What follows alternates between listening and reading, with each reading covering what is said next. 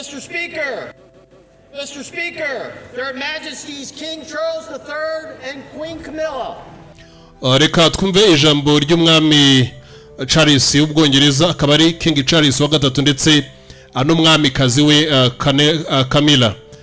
Bari mu ngoro ishinga amategeko y'igihugu cy'Amerika, akaba na Congress the same time, kubera ko ihuriyemo byose, nuvuga ibamo Congress ndetse ikaba yanakorerwamo imirimo y'inteko ishinga amategeko.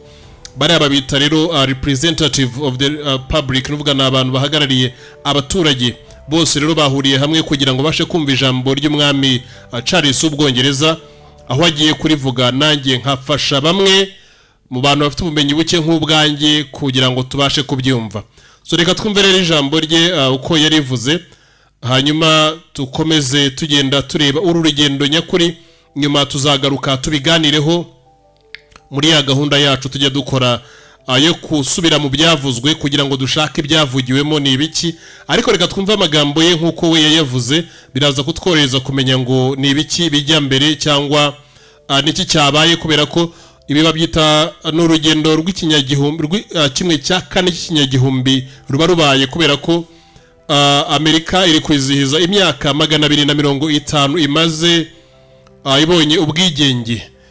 Kandi ubu bwigenge yabonye mu myaka 250 yabukuye mu Bwongereza, ari naho mu magambo Perezida w'igihugu cya Amerika muri speech yavuze twashyize kuri YouTube channel ya PK Official ejo hashize, iri kuri channel yacu, yavuze ko Bwongereza bwabanje gusunika Amerika mu gihe cy'imyaka 200 y'urugamba mbere y'uko Amerika ijya kujya kwikukira, mbere yo kujya kugira ubwigenge. Reka twumve rero amagambo ye King Charles umwami Charles wa gatatu w'Ubwongereza uko ayavuga.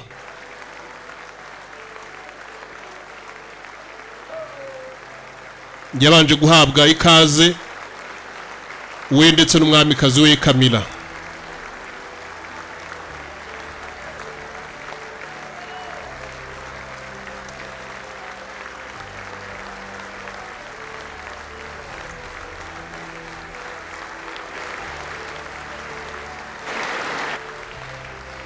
Reka twumve rero amagambo agiye kutubwira. Agiye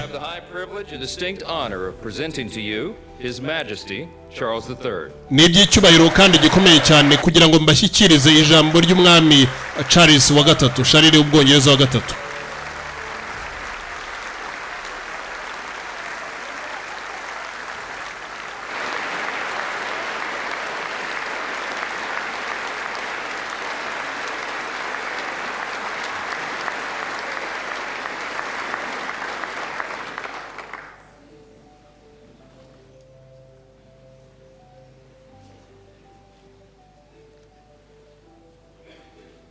Mr. Vice President, Mr. Speaker, Vice President, Speaker ndetse nawe uhagarariye inteko, abahagarariye abanyamerika, states, territories, cities and communities. I would like, if I may, to take this opportunity to express my particular gratitude to you all for the great honor of addressing this joint meeting of Congress, and on behalf of the Queen and myself, to thank the American people for welcoming us to the United States to mark this semi-quincentennial year of the Declaration of Independence. And for all of that time, nyakubahwa Speaker ndetse n'abandi bahagarariye inteko, abandi mwese mwaturutse imihanda yose itandukanye mukaba mukorera Leta Zunze za Amerika, twagira ngo mbashe kuba nafasa umwanya agiye ndetse n'umwamikazi atubashimire kuri ubu butumire mwaduhaye ndetse no kuba turi kumwe namwe muri kino gihe cyo kwizihiza kimwe cya kane cy'ikinyagihumbi, ariyo myaka 250 Amerika imaze igize ubwigenge. And for all of that time, our destinies as nations have been kandi muri icyo gihe cyose ntabwo twiye dutandukana nk'ibihugu, kuko twari dufite byinshi biduhuza. Oscar Wilde said, we have really everything in common. Nkuko nanone Oscar yigeze kubivuga aravuga ngo twebwe abanyamerika ndetse n'abongereza dufite bimwe bimeze kimwe. With America nowadays, except of course language. Ngo uretse gusa imvugo y'icyongereza niyo tudahuza cyane, ariko ururimi narwo ni rumwe. So ladies and gentlemen, we meet in times of great uncertainty.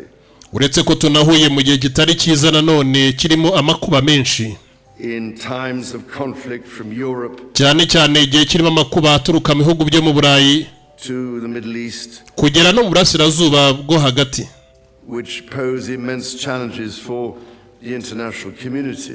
akaba ari bimwe mu bintu biri kubuza uburenganzira bw'ibindi bihugu byinshi amahoro ndetse n'umutuzo, And whose impact is felt in communities the length and breadth of our own countries. yewe naho usanga nanone n'ingaruka zirimo ziravamo zishobora kuba zanahura n'ibihugu bimwe mu byacu cyangwa iby'abantu dukorana bugufi na bugufi. We meet too in the aftermath of the incident not far from this great building. Duhuye bitari kure cyane y'impanuka zari zigiye kubera muri inzu n'ubundi nk'iyi ngiyi turimo, hatari kure cyane aho bari bagiye gukomeretsa umuyobozi w'iki gihugu cyanyu abanyamerika, and to foment wider fear and discord. kandi ibyo byose byari ukugira ngo babashe kurema iterabwoba ndetse no kubuza amagambo yagomba kuhavugirwa kuhavugirwa. Let me say with unshakable resolve, reka mbivuge nanone ntatinye kandi ntanatindiganya, such acts of violence will never succeed. ibyo bikorwa byose by'ihohotera ntago bizigera bibona inzira bicamo hano muri Amerika. ibyo bikorwa by'ihohotera ntago bizigera byongera gukunda. icyo ni kinabijeje. Umwami aravuga wabona tubwiye ijambo ryiza ngabo hakurya biri kongorerana ariko banakoma n'amashyi, bari kongorana nako n'abayobozi barongeye baca bugufi baca kabogi. Umwami aracyavuga. Whatever disagreements we may have, we stand united in our commitment to tutitaye ku bidutandukanye ibyo ari byo byose, iteka ryose duhora turi kumwe mu nshingano za buri munsi. uphold democracy. Ibyo byose tubikora nk'inkingi ya demokarasi isa nk'ihagarariye ibindi bice byose by'isi mu kubereka demokarasi, To protect all our people from harm, kugira ngo turinde abantu bacu batazigera bakomeretswa, to salute the courage of those who daily risk their lives, cyane cyane tugomba no gushimira nanone umurava w'abo ngabo batuma buri munsi duhora turi bazima ndetse bakanaturinda cyane. in the service of our countries. Ibyo byose babikoreye barimo barakora imirimo ndetse n'inshingano z'igihugu mu bice by'isi bitandukanye. Standing here today, Ku bandi kumwe namwe hano kuri uyu munsi, it is hard not to feel the weight of history on my shoulder. byaba bigoye cyane ndamutse mbaye ntari kumva uburemere bw'amateka mbwikoreye mu bitugu, Because the modern relationship between our two nations kubera ko umubano ibihugu byacu byagiranye kera and our own peoples ndetse n'abaturage bacu spans not merely 250 years, but over 4 centuries. ntago umubano bagiranye ari uw'imyaka 250 mwebwe muri kwizihiza hano muri Amerika, ahubwo n'ubinyejana birenga 4. It is extraordinary to think that I am the 19th in our line of sovereigns to study. Byanagutangaza ko gende ubwo ngubwo ndi ku mwanya wa 19, ari ku mwanya wa 19 abantu bo mu bwambi bwabo wabashije kwiga yize biki, With daily attention, cyane cyane kwiga umunsi ku munsi uburyo Amerika tugomba kwihozaho ijisho. of America.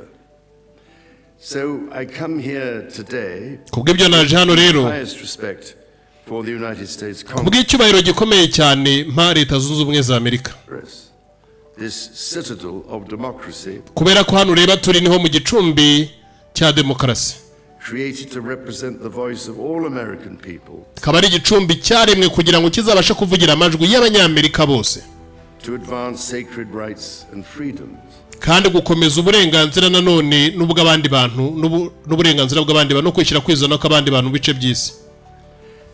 Speaking in this renowned chamber of debate and deliberation, Mbivuze gutya aho tuvugana gutya, iki ni icyumba gishobora kuba cyakorerwamo ibiganiro ndetse nanone kigakorerwamo kubohora kw'imitima y'abantu mu myumvire. I cannot help but think of my late mother, Ntago natinda cyane ndamutse nabashe gutekereza mama wanjye wambyaye umwamikazi Elizabeth, who in 1991 aho mu mwaka wa 1991 was also afforded this signal honor and similarly spoke nawe yavugiye hano avugira ijambo ritajya gutandukana cyane nanjye niryo ndi kuvuga under the watchful eye of the statue of freedom above us. kandi ibyo byose yabivugiraga mu gihugu nanone gifite ijisho rireberera n'ibindi, under watchful eye, ijisho rireberera n'ibindi bihugu mu kwishyira kwizana muri freedom of others, mu burenganzira bw'abandi. Today I am here on this great occasion in the life of our nations.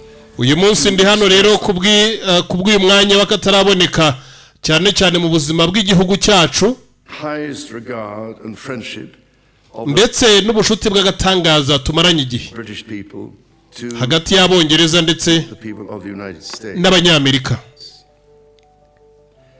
Now, as you may know, when I address my own parliament at Westminster, muramutse mumenye neza iyo ndi kwegera inteko yanjye cyangwa abahagarariye abandi ndetse n'abasena mu gice nkoreramo Westminster, we still follow an age-old tradition twe turacyagendera kuri ya migenzo ya kera itandukanye n'imwe mugenderaho uyu munsi, and take a member of parliament hostage. kubera ko yongeye kujya kuvuga bamwe mu banyamuryango bagize inteko bafatwa nk'ingwate, icyo gihe turabaguhatira. Barasetse. Holding him or her at Buckingham uwari we wese baramufata akaguma muri Buckingham Palace Palace until I am safely returned. kugeza igihe nanjye nsubire muri Buckingham Palace aho mba naturutse. These days we look after our guests rather well. Ariko muri kino gihe rwose abantu musigaye mufata ibintu byose nk'ibisanzwe, nk'ubu ntawafashwemo ingwate ngo ndamutse ntasubiyeyo ngo aze kubiryozwa, To the point that they often do not want to leave. tugeze aho noneho mutagikeneye gufatwa nk'ingwate, ahubwo ubwanyu bamugeze kuri ya nshingano usanga mutakeneye no kugenda.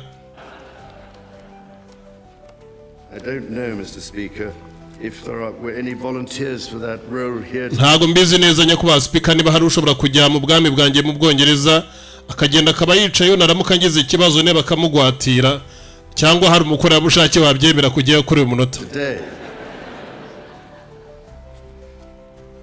as I look back across the centuries, Mr. Speaker, there emerge certain patterns, certain self-evident truths from which we can learn and draw mutual strength. Ariko cyane cyane ndamutse nkomeje kuba nareba hahise hacu nkareba icyateraga imbaraga mu bana abadukuriye bari bafite, With the spirit of 1776 in our minds, cyane cyane natwe tukagira ibitekerezo nk'ibyo bari bafite mu mwaka w'igihumbi kimwe 1776.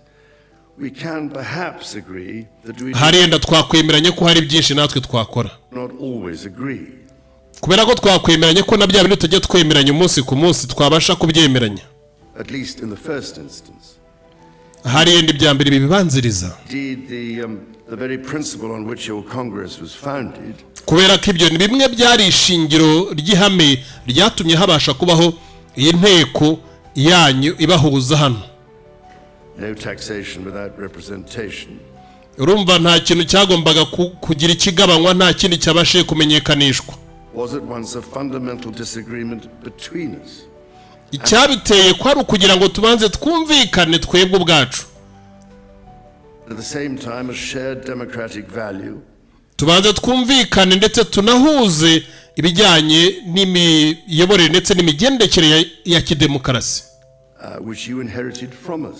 ibyo mukaba mwarabikuye kuri twe kuko nitwe twatumye mubishyiraho kugira mubashe kubigendera ndetse munabyumve neza. Ours is a partnership born out of dispute, Ibyo byacu rero wari umubano w'akataraboneka wavutse mu kwemeranya ko tugomba kwaguka, but no less strong for it. So perhaps in this example, harenda ingero nkeya dushobora kugenda dutanga.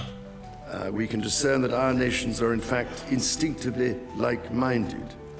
Twahuza ibihugu byacu bikamera n'ubundi nk'uko no mu mitwe yacu birimo, A product of the common democratic, legal, and bikahinduka ishingiro ryo kugira ngo habashe kubakwaho demokarasi n'imyemerere yihamye ibonera rubanda ku isi yose, social traditions in which our governance is rooted to this day.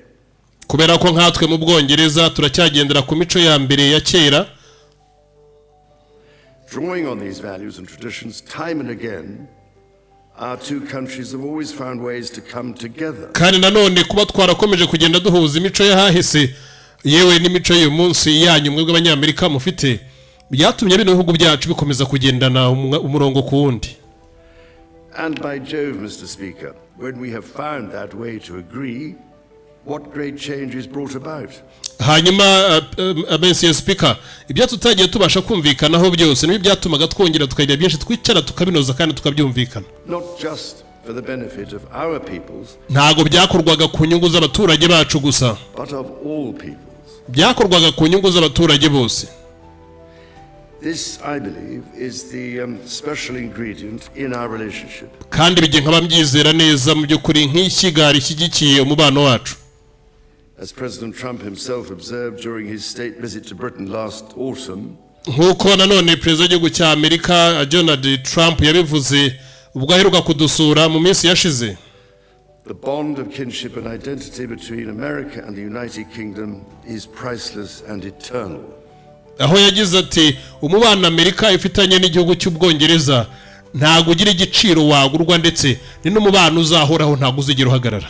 It is irreplaceable and unbreakable. Kiza ko nta n'icyawusimbura cyo kimwe nuko nta n'icyawangiza.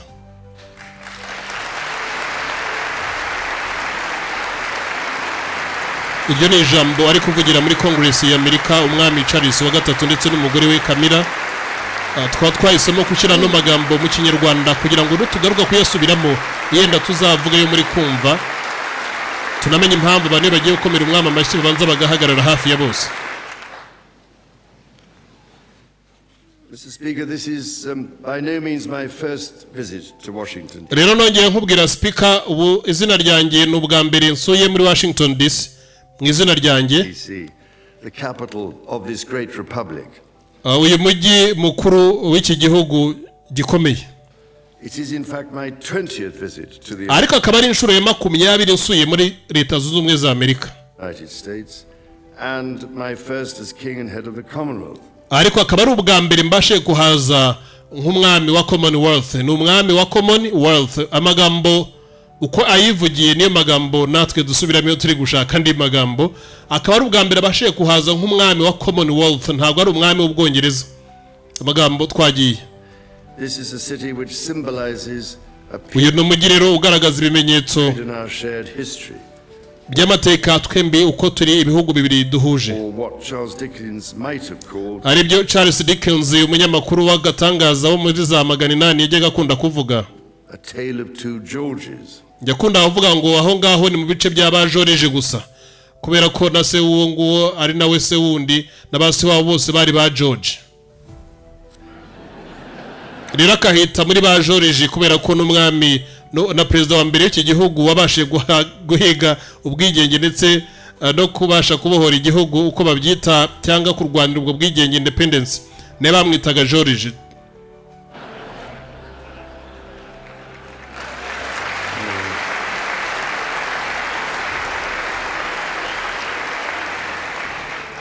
The first president, George Washington, and perezida wa mbere George Washington n'umva ni George n'ubundi. My 5 times great grandfather King George III. Hanyuma nanone na sogokuruza wanjye umwami George wa gatatu. King George, as you know, never set foot in America. We ntago yigeze abasha kuba yagera hano muri Amerika umwami George. And please rest assured, ladies and gentlemen, I am not here as part of some cunning rearguard action. Kandi none ndagira ngo mubifate neza ntimwumve neza ko naje hano nk'umuntu waje kugira ngo nze kubinjizamo imyumvire y'uko yenda ko ari giye murinzi wayo mateka ya kera.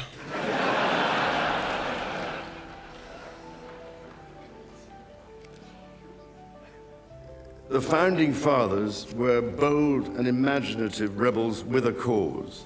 Nuko nagira ngo bamenyeshe ko abaremye iki gihugu, the founding fathers, abo bakomokaho, abo twe dukomokaho, bari abantu batekereza kandi bari inyeshyamba ariko zigira impamvu.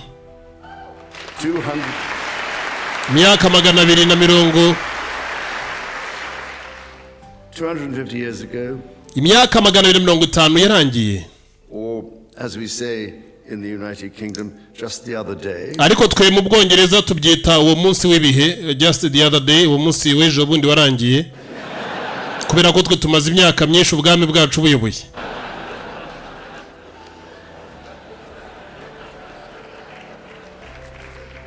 They declared independence by balancing contending forces and drawing strength in diversity. Bemeye kugira ngo bemeze bwigenge bw'igihugu cya Amerika, ariko biturutse mu mbaraga ndetse n'umurava n'umuhate bari barakoranye bombi. They united 13 disparate colonies. Babashije kwegeranya ibice bigera kuri 13 byose byari byarakoronejwe natwe, to forge a nation on the revolution, kugira ngo habashe kuremwamo igihugu cy'impinduramatwara kimwe. Idea of life, liberty and the pursuit of happiness. Hari igihugu cyagombaga kugira ukwishyira kwizana k'abaturage, uburenganzira bwabo ndetse no gushakirwamo ibyishimo bitandukanye n'imico twe twari dufite. They carried with them and ibyo barabikomezanyije kandi umurava barabukomezanye ndetse barakomeza baranubahana forward the great inheritance of the British Enlightenment. Ari nacyo kintu cya mbere cy'amateka cyabayeho ubwo Bwongereza bwari maze guha umurage abana bwabyaye, as well as the ideals which had an even deeper history in kandi ibyo nanone iyo tugiye mu mateka yakure cyane byari bifite ikindi gitekerezo gikomeye byari birimo English common law and kubera ko amategeko menshi yagendeweho kugeza kuri uyu munsi yari English common law, yari amategeko n'ubundi y'Ubwongereza, Magna Carta. kubw'ibyo rero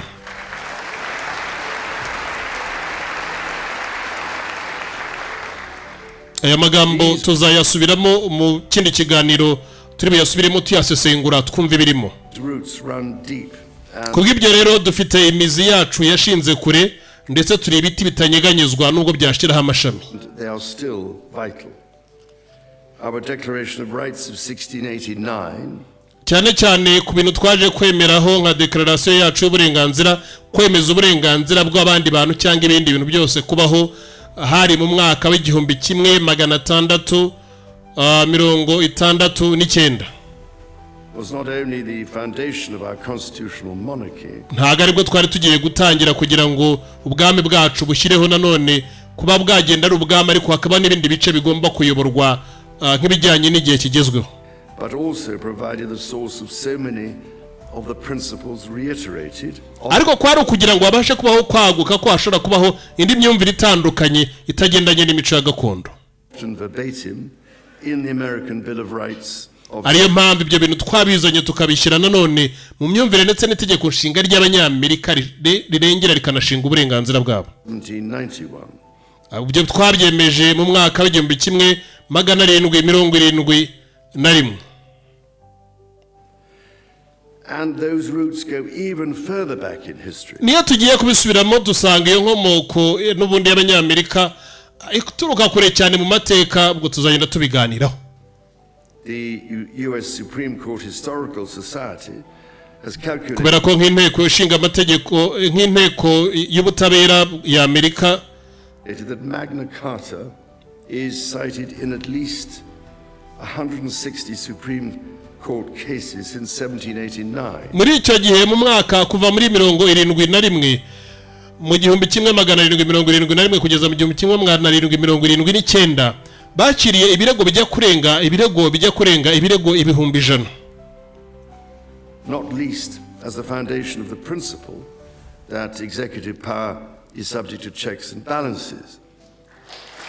kandi ibyo byose byagombaga kubaho kubera ko hari impamvu ndetse n'amategeko n'inshinga twari twashyizeho zigomba kurengera abo bantu bandi barenganywa, hakabaho ubwo burenganzira.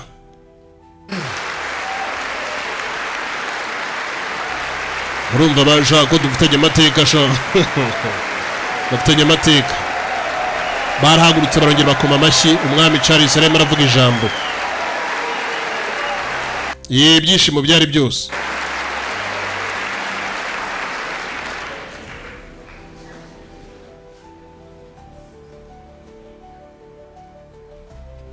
This is the reason iyi ni imwe mu mpamvu rero yatumye mbasha kuza hano nubwo mpaje ubwa mbere nk'umwami wa Commonwealth. Why there stands a stone by the River Thames at Runnymede. Ari nayo mpamvu ibuye twari dufite ryari hagaze ku mugezi wa Runnymede. Magna Carta was signed in the year 1215. Hariho amasezerano twemeranyije mu mwaka w'igihumbi kimwe magana abiri 1215 This stone records that an acre of that ancient and historic site kuko iryo buye ryari rifite ibintu byinshi ryavugaga mu mateka y'inkomoko yacu was given to the United States of America kandi iryo buye muza kwigenga twari bahaye nk'impamba by the people of the United Kingdom kandi iryo buye mwana rihawe n'abaturage bo mu bwami bw'abongereza to symbolize our shared resolve in kuko cyari nk'ikimenyetso kigaragaza gushyigikira ndetse no gushaka ibisubizo muri byose and in memory of President John F. Kennedy. nkaba nanabyibuka neza ko iryo buye ryaje nyuma ariko riza nanone mu mashusho wahoze ari Perezida John F. Kennedy. Distinguished members of the 119th Congress, reka mbashimire mwebwe mugize inteko ya Amerika y'190 here in these very halls hari hano nanone muri iyi nzu turimo that this spirit of liberty and the hano haturutse imyuka no gushaka ko kwiyumvira ko kwishyira kwizana promise of America's founders is present ibyo bikaba byarabaye ishingiro cyane cyane ku banyamerika baremye iyi Amerika in every session and every vote cast. bakoze buri kimwe cyose bakora buri matora babura buri jwi ryose rirabara habaho ubwigenge ndetse no kumvikana bitanyuze mu gahato Not by the will of one, but ntago byabaye ku bushake bw'umuntu umwe by the deliberation of many, ahubwo byabaye mu bushake bw'abantu benshi representing the living mosaic of the United States. ari naryo shingiro ry'imibereho ya Amerika turimo turareba uyu munsi In both of our countries, mu bihugu byacu byombi uko ari bibiri rero yaba Amerika ndetse n'Ubwongereza it is the very fact of our vibrant, diverse and free societies nta kintu twigeze turwanira uretse kuba twareka sosiyete zose z'isi zikagira kwishyira kwizana that gives us our collective strength, ibyo rero byonyine bitwongerera imbaraga mu gihe tuzikeneye including to support victims of some of the ills that so tragically exist in both our societies today. hakabamo no gushyigikira bamwe mu bantu b'abanyantege nkeya bari muri sosiyete n'ubundi dufite muri uyu munsi. And Mr. Speaker, for many here, Speaker rero abenshi muri mwebwe muri hano and for myself, ndetse nanjye the Christian faith is a firm anchor icyo nagira ngo mbabwire nuko ishingiro ry'ubukristo rimeze nk'aho ryo shingiro rikuru cyane rikomeye ribasha kutwuzuza and daily inspiration that guides us, kandi rikabasha no kutuyobora rikabasha no kuduha imyumvire ihamye. not only personally, ntago mbivuga nkanjye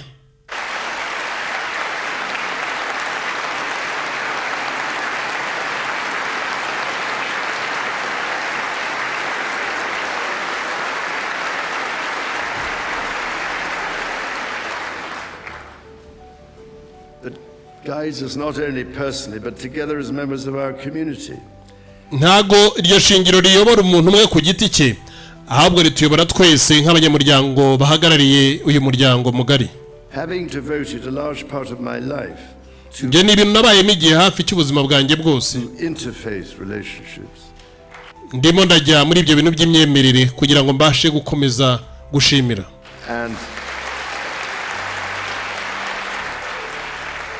and greater understanding. ndetse no gusobanukirwa. It is that faith in the triumph of light over darkness, gusobanukirwa neza ko ari cyo cyizere cya mbere gishobora kuba cyatuma mbasha kubona urumuri mu mwijima, which I have found confirmed countless times.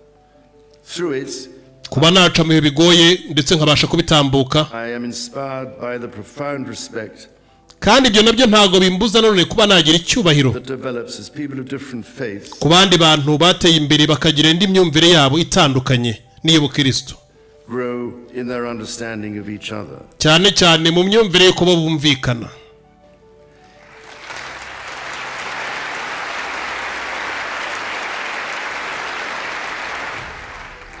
It is why ari nayo mpamvu my prayer that in these turbulent times, amasengesho yanjye mu bihe byinshi bigiye bigoranye, working together and with our international partners, bimfasha no gukorana n'abandi nabo basenga nkanjye, we can stem the beating of plowshares into swords. ibyo byose tukaba twabifata n'ubundi mu bugingo bunoze. I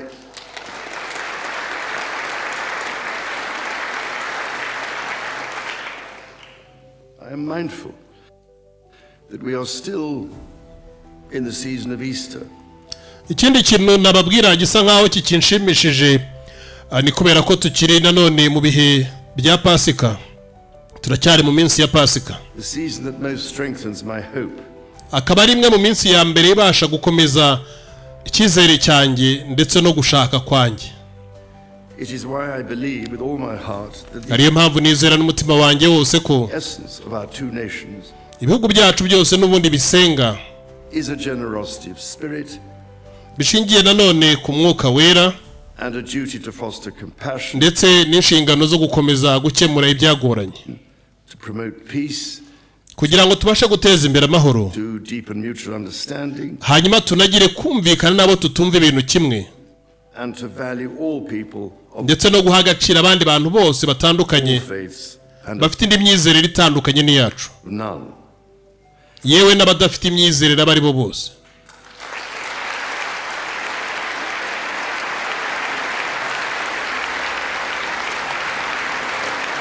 Iryo ni ijambo ry'umwami w'Ubwongereza King Charles wa gatatu.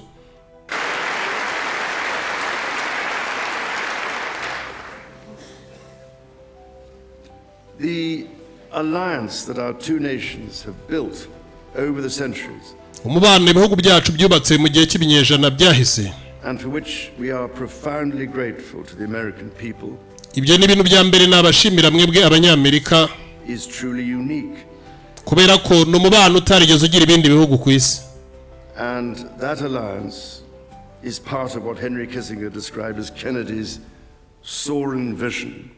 Ari nabyo nanone Henry Kissinger yakomeje kugenda avuga of an Atlantic partnership based on mu gihe Kennedy nawe yaje agakomeza kabishyigikira ubwo twakoraga Atlantic Partnership ubumwe nanone bw'Uburayi ndetse na Amerika. Twin pillars.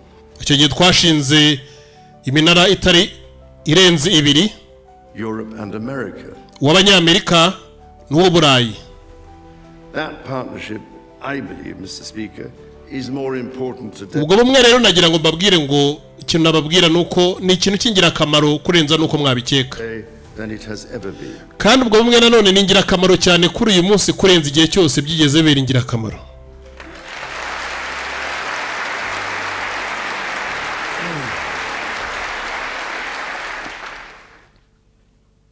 The first reigning British sovereign to set foot in America was my grandfather King George VI.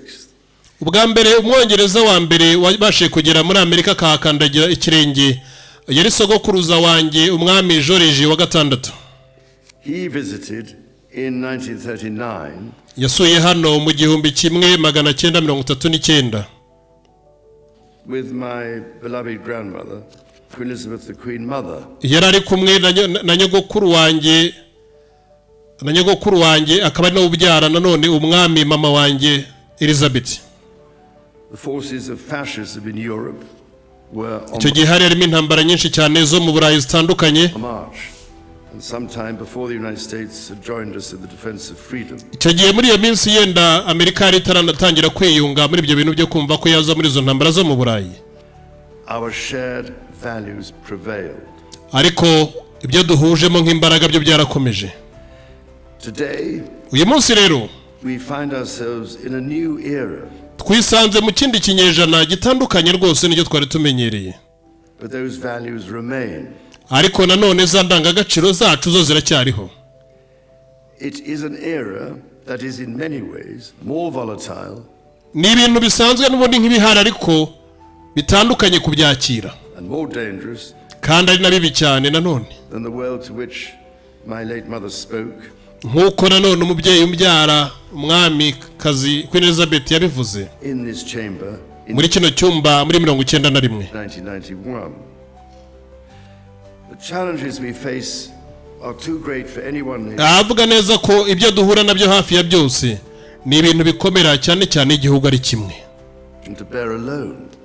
Ugasanga uwo muzigo wose ugiye kuyikorera wenyine. But in this unpredictable environment. Ariko iyo tubihuje twese our alliance cannot rest on past achievements ntago twagera kure tutarabona igisubizo. That foundational principles simply endure. Iyo tugiye kugendera mu mpamvu nyakuri zatumye tubasha kubaho. As my Prime Minister said last month, nkuko Minisitiri w'Intebe mu gihugu cy'Ubwongereza yabivuze mu kwezi kwashize, ours is an indispensable partnership. Ko twebwe umubano wacu ari umubano utajya ugira ikiwunyeganyeza. Let's not disregard everything that has sustained us for the last 80 years. Instead, we must kubera ko tumaze imyaka 40 naho twe dutangiye gukurira turi kurwana n'ibyo bintu byo kugira ngo twikure mu bibi. Build on it.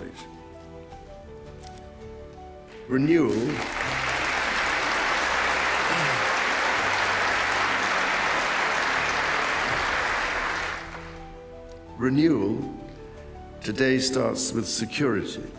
Uyu munsi kugira tugira byinshi duhindura biraza gutangirana n'umutekano.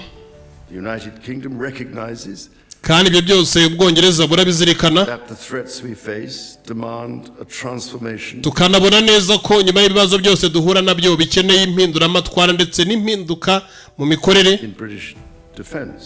cyane cyane no mu bwirinzi bw'igihugu cy'Ubwongereza.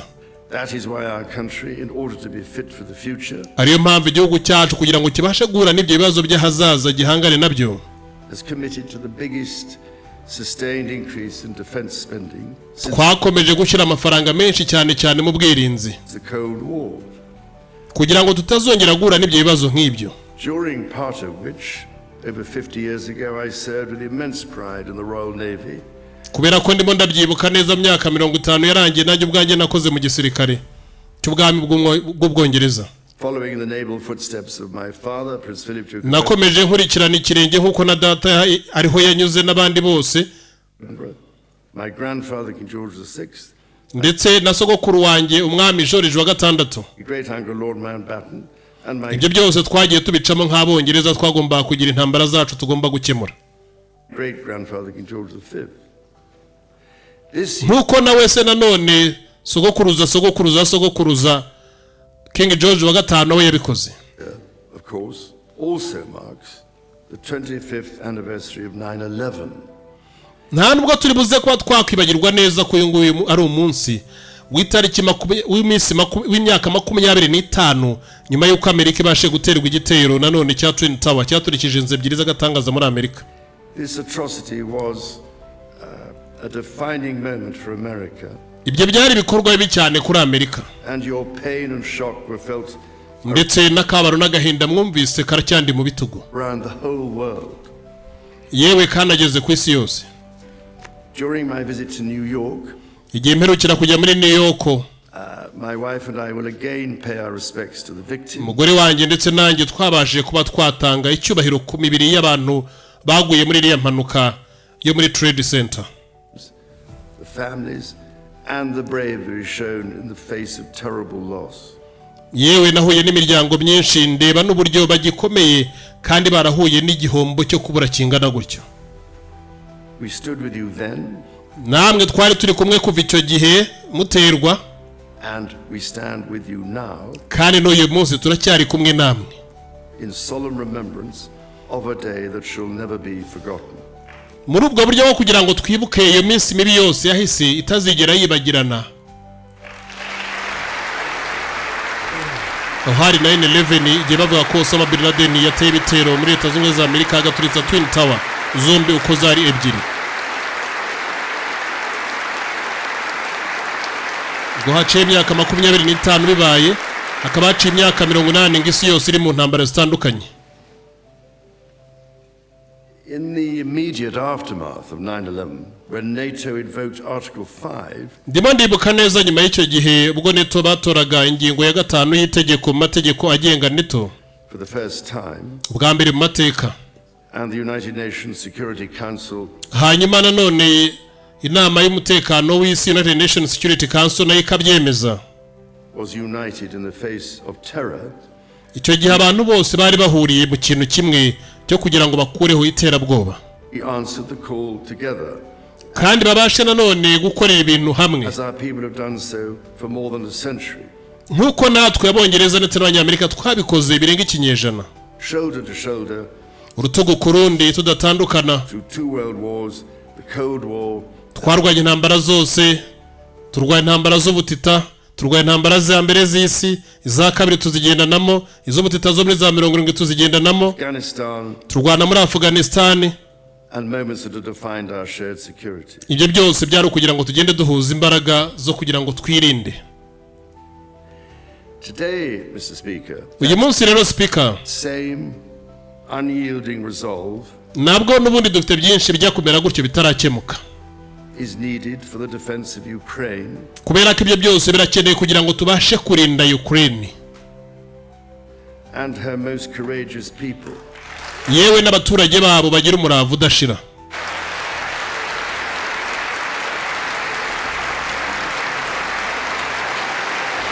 Ibyo avuze nibyo kabisa, nanjye nabishima pe. Aravuze pe. Urumva ko agatamitsemo byanga bikunda, ntago yari kubura kuba yagatamikamo ngo arebe yenda ko abantu babyakira ukundi.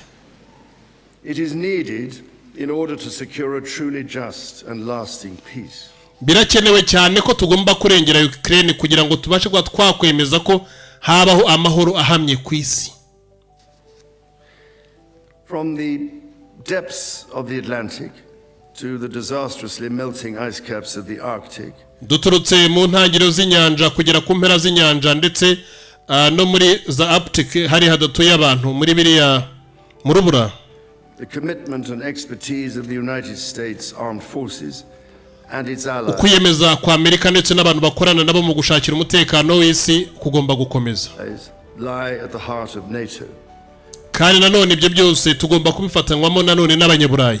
Pledge to each other's defense, Nk'uko NATO yagiyeho kugira ngo izarindane ndetse barinde buri kimwe cyose, barinde na buri muntu wese, protecting our citizens and interests, ndetse no kurinda abaturage bose birebera bifitiye akamaro, keeping North Americans and Europeans safe from yewe gutuma Amerika y'amajyaruguru ndetse n'Uburayi byose bigomba kuba abifite umutekano.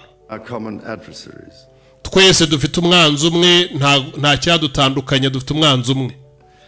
Our defense, intelligence and Ubwirinzi bwacu ndetse n'ubutasi bwacu security ties no guhuza imbaraga za gisirikare are hardwired together through relationships byaba byiza cyane byose bihuriye hamwe mu mubano dufitanye, measured not in years but in decades. tukabikora atari ibintu tubarira ngo birangirire mu mwaka umwe, ahubwo tukabara ko ari ibintu bizahoraho igihe kirekire. Today, thousands of US service personnel, Uyu munsi rero niyo mpamvu abakozi benshi b'Abanyamerika defense officials and their families cyane cyane n'abari mu nshingano za gisirikare n'iz'ubwirinzi ndetse n'imiryango yabo are stationed in the United Kingdom, bari mu Bwongereza, benshi muri bo as British personnel serve with equal pride aho barimo barakorana n'Abongereza nanone b'abasirikare n'abakorera umutekano n'imiryango yabo. across 30 American states. Tukaba dufite abantu bavuye mu mijyi igera kuri 30 y'Abanyamerika barimo hariya mu mahugurwa ndetse no mu bikorwa. We are building F-35s together, Turimo turubakana izindi ndege bwinshi za F-35, and we have agreed the most ambitious submarine program kandi dufite n'indi porogaramu y'agataraboneka ibindi bihugu bitaragira yo gukora submarine zitabaho in history, AUKUS. mu mateka, arizo bakunda kwita OCAS. Ni by'inyanja, OCAS ni nka biriya bifi bita barene, ariko zo ziba ari nini cyane kuruta barene, hani igihe zigira imbaraga kuziruta. Iyo projet izaba yitwa Project OCAS, irimo irakora za submarine, yaratangiye, iri gukorwa hagati y'Abanyamerika ndetse n'Abongereza n'ubufatanye bw'ibihugu bibiri hagati y'Abanyamerika ndetse n'Abongereza. Bamwe bagize inteko barahagurutse bashimira umwami Charles kubera ko ababwiye yenda amagambo na perezida atigeze ababwira ko hari undi mushinga uhari, And we are doing it in partnership with Australia, kandi ibyo nabyo turi kubikora dufatanyije n'igihugu cya Australia, a country of which I'm also immensely proud. kandi akandi n'igihugu nayo nishimiye kiri mu bihugu bimwe nanone ubwo yanze kwivuga neza, ariko ni igihugu nanone abereye umwami kubera ko yavuze ko ari umwami wa Commonwealth. Serve as sovereign. nkaba ari igihugu nishimiye ko nacyo kigomba kuba cya mu bihugu biyoborwa n'ubundi natwe. Do not embark on these remarkable endeavors together out of sentiment. We do so because they build greater shared resilience. kandi ibi byose turimo turakora turi kubikora atari izindi nyungu runaka tugamije, ahubwo tugamije za nyungu zo kugira ngo twese twishyire hamwe dushake igisubizo cy'ibibazo twaba dufite impande n'impande bidukikije For the future. ku bw'ahazaza abantu bakabaho nta mutekano muke bafite, So making our citizens safer for generations to come. hanyuma abaturage bacu bakazagira umutekano mu gihe cy'ibinyejana bizaza. Our common ideals were not only crucial for liberty and equality, they are also the foundation of our shared prosperity. kandi nanone ibitekerezo dufite ntabwo ari bivuga ngo kwishyira kwizana gusa, ahubwo nibyo kongeramo n'ibindi byose bibura muri ibyo ngibyo. The rule of law, the certainty of stable and ubutegetsi bugendera ku mategeko, accessible rules, abantu kubasha kumenya uburenganzira ku mategeko ndetse n'amategeko gukoreshwa igihe biri ngombwa, an independent judiciary, hanyuma hakabaho nanone ubutabera bwigenga, pana ubutabera bugenda buvugira amajwi ndetse mu kwaha kw'abantu, disputes and delivering impartial justice. hakabasha no kubaho ubutabera bugomba gutangirwa ku gihe kandi buri feya bunyuze. These features created the conditions Ibi byose byaremwe hari impamvu.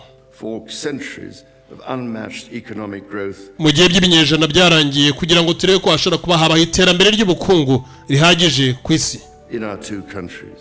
cyane cyane mu bihugu byacu ko ari bibiri. This is why Ari nayo mpamvu our governments are concluding new economic and technology agreements. ariyo mpamvu igihugu cyacu cyabashije kuba cyakwemera kujya mu masezerano y'ikoranabuhanga riteye imbere, to write the next chapter kugira ngo ari twe tuzabasha kwandika ku rupapuro rukurikira rw'ikindi kinyejana amateka y'ikoranabuhanga of our joint prosperity, ndetse no kugaragaza umubano wacu imbaraga ufite, and ensure that British and American ingenuity ndetse no kwemeza abandi bantu bose b'isi, Ubwongereza ndetse na Amerika, ubuhanga bafite mu gukora ibintu continues to lead the world. bizakomeza gufasha isi kwiha inzira yo kugenderamo. Our nations are combining talent and resources in the Ibihugu byacu bifite umutungo ndetse binafite impano y'ubumenyi, talent ni impano y'ubumenyi, technologies of tomorrow. yewe n'ikoranabuhanga ryo kuzaha ejo hazaza abantu benshi bataragera. Our new partnerships in nuclear fusion Uyu mubano wacu wo gukora nuclear fusions and quantum computing, yewe na za quantum computing, bino ikoranabuhanga ryigenga ndetse n'ikoranabuhanga rikoresha amashanyarazi y'akataraboneka, and in AI and drug discovery, yewe tukanakoresha buno buryo bugezweho bwa AI mu buryo bwo kuvura ndetse no gukora imiti. holding the promise of saving countless lives. Ibi byose bitanga icyizere cyo gukiza ubuzima bwinshi bw'abantu batandukanye. More broadly, we Reka twongereho ikindi, $430 billion aho tuvugana gutya twishimira ibikorwa dukora byinjiza hafi miliyari 430 buri mwaka annual trade that continues to z'ubucuruzi dukorana hagati ya Amerika n'Ubwongereza. grow. The $1.7 trillion in mutual investment Hanyuma tukanareba nanone amafaranga amadolari agera kuri tiriyari 1 na miliyari 700 y'ishoramari baryabaye mu mpande zombi buri mwaka. that fuels that innovation. And the millions of Ibyo jobs byose ndetse n'ibindi nibishobora kuba byatuma imishinga turi gukora itazegera hagarara, kubera ko izo miliyari zo ziba ari inyungu, igishoro ni tiriyari 1 na miliyari 700. Hanyuma hakaboneka inyungu ya buri mwaka y'ubucuruzi tugenda duhererekana ingana na miliyari 430. on both sides of the Kandi ibyo twembi ku mpande zombi biradufasha. Atlantic, supported across both economies. Ibyo bifasha impande zombi mu buryo bw'iterambere rirambye. These are strong foundations on which to continue to build. Icyo nakubwira, heri ni ishyiga rikomeye twembi duhagazeho kandi tugomba gukomeza kubaka, For generations yet unborn. tukabyubakira n'abana bazavuka bataranabaho. Our ties in education, research and culture Hanyuma ikindi nanone duhuje cyane Ubwongereza ndetse na Amerika, ubushakashatsi ndetse n'amashuri exchange empower citizens and future leaders bibasha gufasha abaturage ndetse n'abandi baturage bazaba abayobozi b'igihe kizaza. of both countries. ku mpande zombi. The Marshall Scholarship, Twebwe dufite scholarship twashyizeho yitwa Marshall Scholarship, named after the great General George Marshall, ikaba ari yagiyeho ku bwa General George Marshall, and the association of which I am so proud to be patron, kandi nkaba nanishimira cyane ko icyo kigo nanjye ubwanjye nigeze kujyaho. are emblematic of the connection between our two countries. Iryo ubwaryo ni ishingiro ryo guhura no guhuza k'ibihugu byacu uko ari bibiri, Amerika n'Ubwongereza.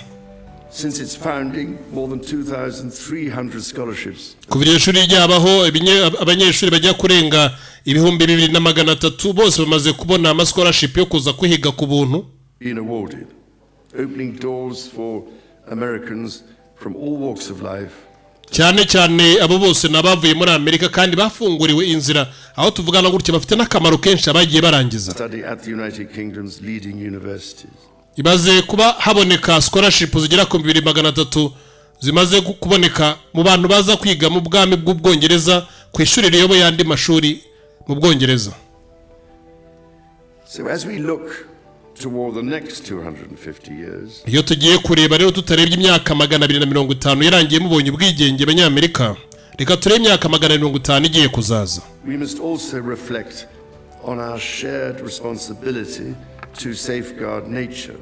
Ariko nanone tunabisubiza inyuma, aho nanone abakurambere bacu bari bafite izo nshingano nk'izacu kugira igihe bageze batarashwana.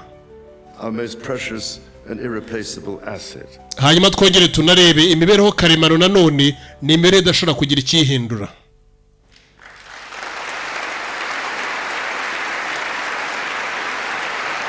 Mbere yuko bareba imyaka 250 izaza, banze barebe iyo babanyemo imyaka 250 irangiye, banagendere ku mibereho karemano y'uyu munsi. Imibereho karemano y'uyu munsi ubwo nayo ibi tuzagenda tubigarukamo nuko nagira ngo ijambo ryose ritambuke. Millennia before our nations existed. Icyo nagira ngo mbabwire nuko ikinyagihumbi cyarangiye mbere yuko ibihugu byacu byakaba byitwa nk'ibihugu, Before any border drawn. mbere yuko hagira umupaka n'umwe ushushanywa ku isi. The mountains of Scotland and Appalachia were one. Scotland ndetse na Appalachia byose byari igihugu kimwe. A single continuous range forged in the ancient collision of continents. Ibyo byose byakomeje gutyo, ahantu hose twahitaga umubumbe umwe, ntago wajya gutandukana, twatandukanywaga n'amoko y'ibice duturukamo. The natural wonders of the United States Ariko ibitangaza bya mbere b'ibihugu bya Amerika of America are indeed a unique asset. ni kubera ko nanone waje kuboneka rundi mutungo utandukanye n'ibice twakuriyemo. And generations of Americans have risen to this calling. Abanyamerika hafi ya bose bafite impamvu yo kugira ibingibi babyumve. Indigenous, political and civic leaders, Abaturage bari bahari, abaprotesiye ndetse n'abandi bafite imyumvire itandukanye. people in rural communities and cities alike have all helped to protect and nurture Abantu benshi ndetse n'abandi benshi babashije gufasha kugira iki gihugu kizamuka, ariko nanone imibereho karemano itirengagijwe. what President Theodore Roosevelt called a glorious heritage Hari ibyo nanone perezida wabaye hano Theodore Roosevelt yakomeza kuvuga ko ari umurage wakataraboneka bagomba kandi kurinda. of this land's extraordinary natural Ubutaka bw'akataraboneka butandukanye n'ubundi butaka ndetse bukiri karemano n'ubutaka basanze bukiri virgin, splendor on which so much of its prosperity has always depended. ari nabyo abanyamerika benshi bagakomeje kugenderaho iki gihugu ntikizigere gihinduka umwanda. Yet, even as we celebrate the beauty that surrounds us, Yewe nubwo twaba turi kwishimira ibituzengurutse ndetse n'ubwiza bwabyo, our generation must decide how to address the collapse of critical natural systems twebwe nkatwe duhari tugomba kwiga neza uburyo ibintu bihari ndetse na systeme ngenderwa itagomba kwangirika ko iramutse yangiritse ejo hazaza yewe n'ibidukikije byashira. threatens far more than the harmony and essential diversity of nature. No gutegurira ejo bundi hazaza n'uburyo n'ibindi bidukikije byaba bikiriho. We ignore at our peril Hari byinshi twagiye duhakana kandi turi kubireba, the fact that these natural systems, ariko nanone buno buryo karemano nabwo bugomba kugumaho. in other words, nature's own economy, Hanyuma mu bundi buryo reka tuvuge ngo iyo mibereho karemano igomba kuba ibishingiro ryo kubyara ubukungu, provide the foundation for our prosperity and our national security. hanyuma none bikaba ishingiro ryo kugira ngo abashe kubaho umutekano wacu ndetse n'umubano wacu hamye utanyeganyezwa.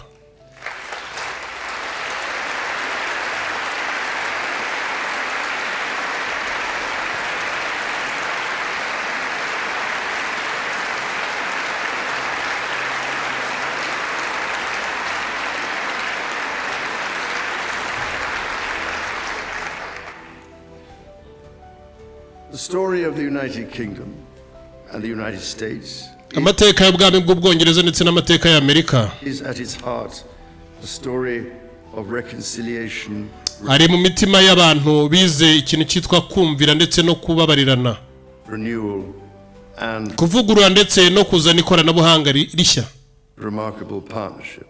kubera ko ni umubano utagira ingano, utagira ukuvugwa. From the bitter divisions of 250 years ago, ko tugiye guhera myaka 250 yashize, we forged a friendship that has grown into one of the most consequential twaremye umubano wakataraboneka. alliances in human turi mubano ugomba kurinda ko hazigera habaho izindi ngaruka zazakurikira umubano wo kwangirika kwacu history. mu mateka. I pray with all my heart nanjye iteka muransenga n'umutima wanjye wose that our alliance will continue to defend our shared values, ko abari ku butaka bwacu cyangwa ubutaka bwacu bizakomeza kurinda ibyo by'agaciro twabashije kugirana, with our partners in Europe and the yewe tukanakora n'abandi bantu b'abafatanyabikorwa bacu bari mu Burayi, Commonwealth and across the world. yenda hakabaho Commonwealth ndetse n'ibihugu bya NATO kuzenguruka isi yose tugatanga amahoro. And hanyuma